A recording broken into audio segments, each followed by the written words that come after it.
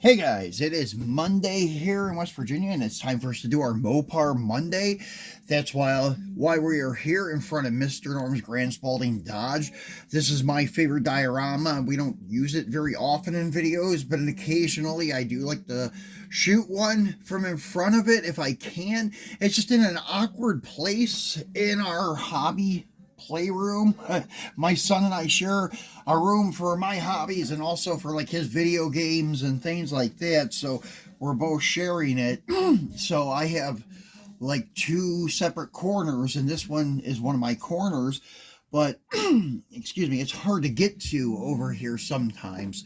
But anyways, today we have a variety of things. We have a couple of wagons, which we don't do very often, and we have a new modern muscle Challenger from Stance Hunters. I know I've done a few of the Stance Hunters. I love their quality. They are a little bit pricey, but honestly, if you start thinking about it, like the tarmac ones, some of the exclusive tarmac ones, they can run you upwards of like 30 bucks or 40 bucks. The newest one from IXO and Tarmac collaboration from the Vegas convention, that thing's going for 40 to 50 bucks. They only made 480 of them, but the Stance Hunters one, they only made 499 of. This guy right here. This is a beautiful color.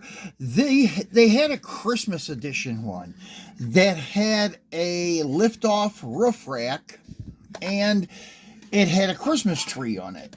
And the color was very similar to this, but it was more on the pink side. Then they have one that is purple, and this is like dead in between them. Like if you had all three of them next to each other, it would look awesome.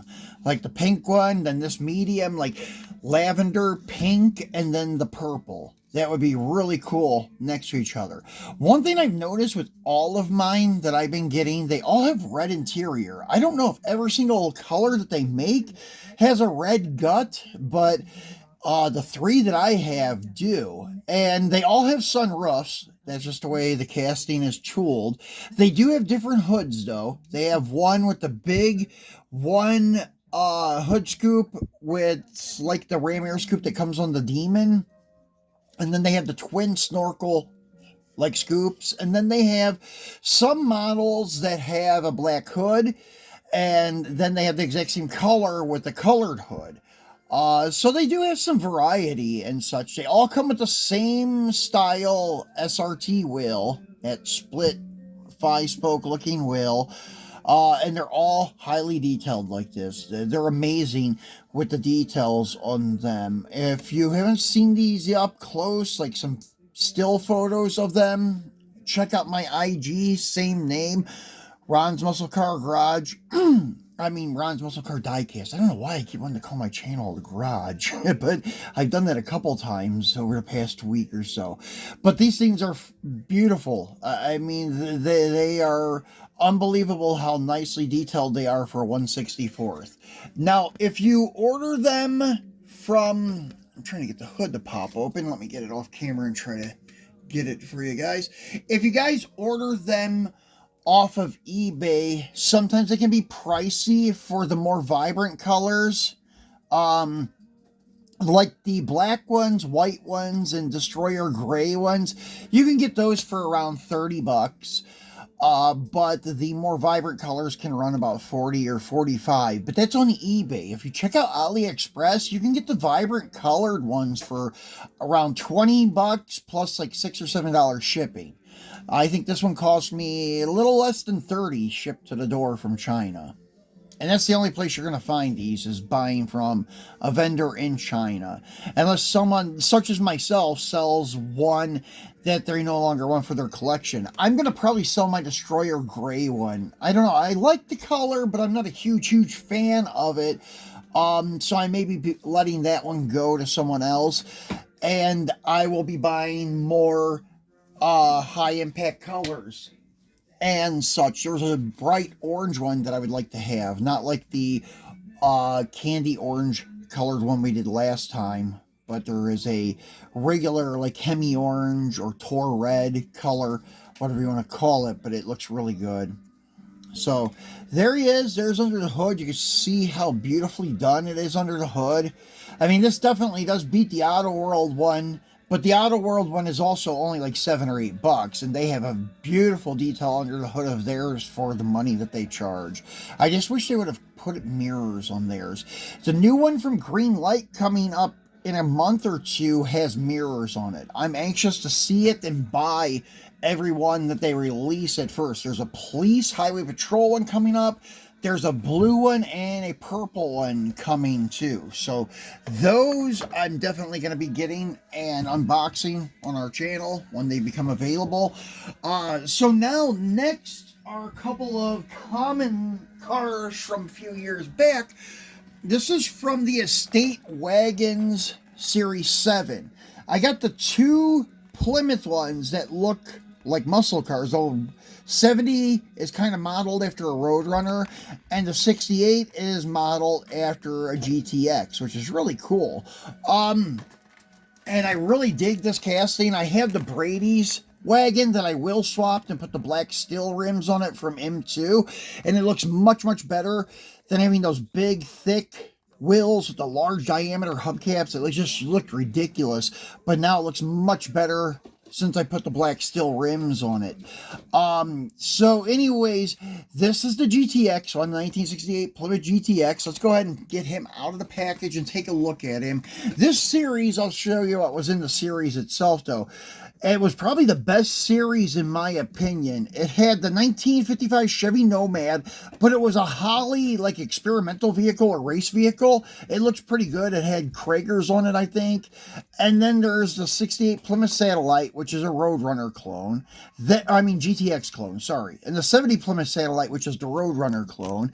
Then they had the 72 Oldsmobile Vista Cruiser, which is a 442 clone. We'll be unboxing that on Wednesday. We'll be doing that in a couple days for you guys. Then they had the 76 Pontiac Grand Le Mans Safari. I'm not sure what variant that was, but I have the really cool one coming too. Hopefully it'll be here by Wednesday and we can do it with the Ols for Wagon Wednesday. It's all red and it has a set of Kragers or American wheels on it. It looks really good. And then this series also had your 1984 Ford LTD Crown Victoria wagon. So let me get him off the card, take a look at him.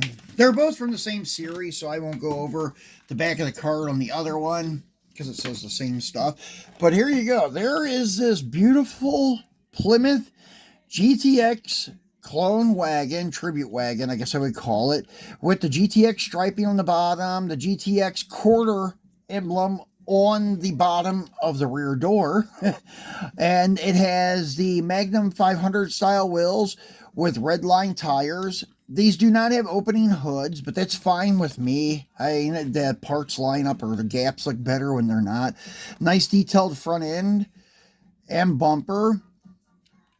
Underneath, it's metal on metal, and the chassis is decently detailed, and these were still numbered. This is a lower number. It's under 1,000.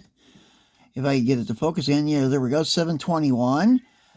And they do have hitches, and what's really cool, they have opening tailgates. They may not have an opening hood, but they have an opening tailgate. So if you have any 164 dogs, they look really cool in the back of these wagons. The Magnums need touched up there. Get a fine tip Sharpie. Sometimes that works well, trying to touch up these. That's one thing I don't like about the Magnums, because sometimes these manufacturers do not paint them good. If they're usually off, or they paint in a different area of the rim that shouldn't even be painted, you'll see 5 little spots that should have went between the spokes, but they're up on the rim and like not on the tire because they didn't stick to the tire, but you can see they were just way, way off when they did it. So here's the 70 Plymouth Satellite. And as I said, this is supposed to be, I would say, a Roadrunner tribute with the blacked out hood.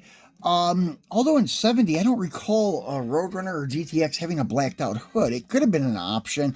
That was more of the 69 6-pack thing. They had 6-packs in 70, but they had just a regular painted hood. They weren't lift-off glass hoods like in 69.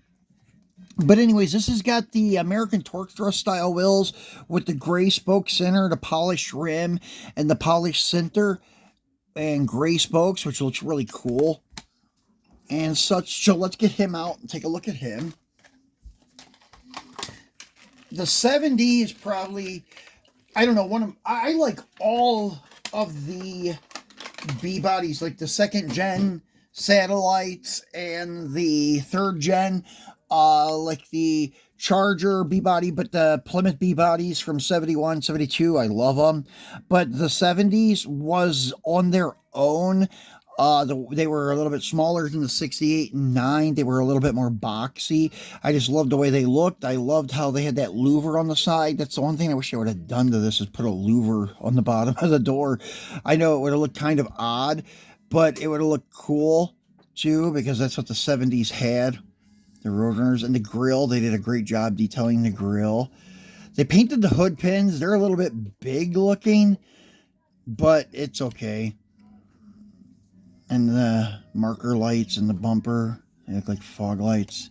Really, really cool casting. And once again, it also has a hitch, and this is, well, they're from the same series, so it's numbered to number 792. Huh, they must have been like right around the same batch.